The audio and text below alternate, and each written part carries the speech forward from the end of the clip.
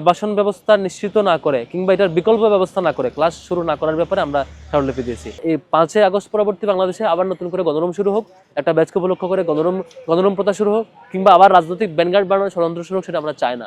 আজকে মূলত আমরা ইসলামী ছাত্র শিবির ঢাকা বিশ্ববিদ্যালয় শাখার পক্ষ থেকে ঢাকা বিশ্ববিদ্যালয়ের মাননীয় উপাচার্যের সাথে সাক্ষাৎ করেছি। ভিসি স্যারের সাথে সাক্ষাৎ করে আমরা স্মারকলিপি দিয়েছি এবং আমরা কয়েকটা বিষয়ে মূলত কথা বলার জন্য গিয়েছিলাম। কনসার্ন যে জায়গাটা সেটা হচ্ছে আগামী 2 তারিখ থেকে অনেকগুলো ডিপার্টমেন্টে বর্তমান যে নতুন প্রথম বর্ষ যে ভর্তি হচ্ছে সে প্রথম বর্ষের ক্লাস শুরু হওয়ার কথা। এখন যদি তাদের ক্লাস এখন শুরু হয়, আবার তাদের সিট আবাসন ব্যবস্থাটা নিশ্চিত হয় নাই।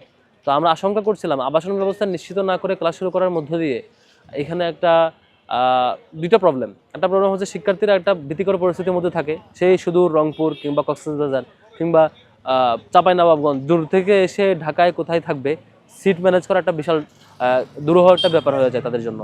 আবার সাধারণত ঢাকা বিশ্ববিদ্যালয়ে আসা বড় সংখ্যক শিক্ষার্থী মধ্যবিত্ত কিংবা নিম্ন মধ্যবিত্ত পরিবারের সন্তান, যেমনটা আমাদের সময়েও ছিল।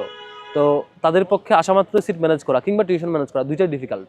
সেদিক থেকে আবাসন ব্যবস্থা নিশ্চিত না করে কিংবা এটার বিকল্প ব্যবস্থা না করে ক্লাস শুরু না করার ব্যাপারে আমরা স্মারকলিপি দিয়েছি। আমরা বলেছি 3টার যে কোনো একটি প্রস্তাব বাস্তবায়ন করতে হবে। হয়তোবা হলে সবাইকে অ্যাকোমোডেট করার ব্যবস্থা করতে হবে। যদি বিশ্ববিদ্যালয় প্রশাসন মনে করে যে হলে শিক্ষার্থীদের জন্য পর্যাপ্ত নাই, তাহলে বাইরে আবাসন ব্যবস্থা নিশ্চিত করার জন্য এক্সট্রা হোস্টেল ব্যবস্থা করতে হবে। যেমনটা আইবিএ হোস্টেলে আমরা দেখেছি, আইবিএ হোস্টেলটা ভাড়া করে শিক্ষার্থীদের জন্য ব্যবস্থা করা হয়েছিল। সব মশার বিরুদ্ধে সুরক্ষা দিতে এলো বসুন্ধরা এক্সট্রিম অ্যারোসল, মশার বিরুদ্ধে এক্সট্রিম সুরক্ষা।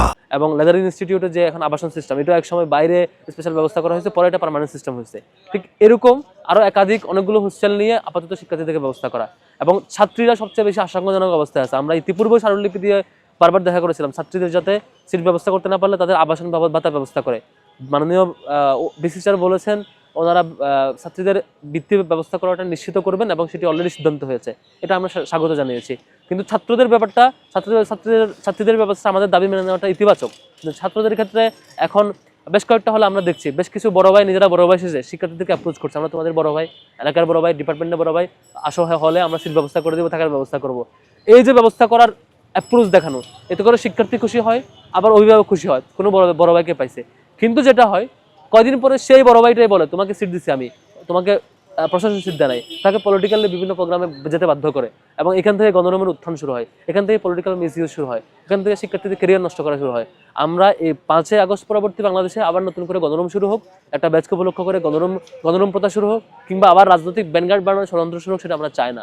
অলরেডি কয়েকটা হলে আমরা এই লক্ষণ দেখতে পেয়েছি যে গণরুমের প্রথা শুরু হওয়ার আশঙ্কা আমরা লক্ষ্য করছি। সেদিক থেকে সে গণরুম প্রথা যাতে কোনোভাবেই শুরু হতে না পারে, সেটা অঙ্কুরে যাতে সে সম্ভাবনা বিনষ্ট হয় এবং শিক্ষার্থীরা আবাসন ব্যবস্থা নিশ্চিত হয়, তার জন্য আমরা 3টে বিকল্প প্রস্তাব দিয়েছি। 3টের যে কোনো একটি মেনে ক্লাস শুরু করা, আর নয়তো আপাতত ক্লাস শুরু না করে বরং শিক্ষার্থীদের জন্য নিশ্চিত ব্যবস্থা কী করা যায় বা শিক্ষাবৃত্তি আবাসন বৃত্তি কীভাবে দেওয়া যায় সেটির ব্যবস্থা নিশ্চিত করার জন্যই আমরা বিসি স্যারকে দাবি জানিয়েছি। বিসি স্যার আমাদের দাবি গ্রহণ করে ইমিডিয়েটলি ডিনস এবং প্রভোস্ট কমিটির মিটিং ডাকবেন বলে আমাদেরকে আশ্বাস দিয়েছেন। তাদের সাথে বসে সংশ্লিষ্ট কমিটির সাথে বসে এটা একটা আশু সমাধান নিশ্চিত করবেন বলে আমাদেরকে আশ্বাস দিয়েছেন।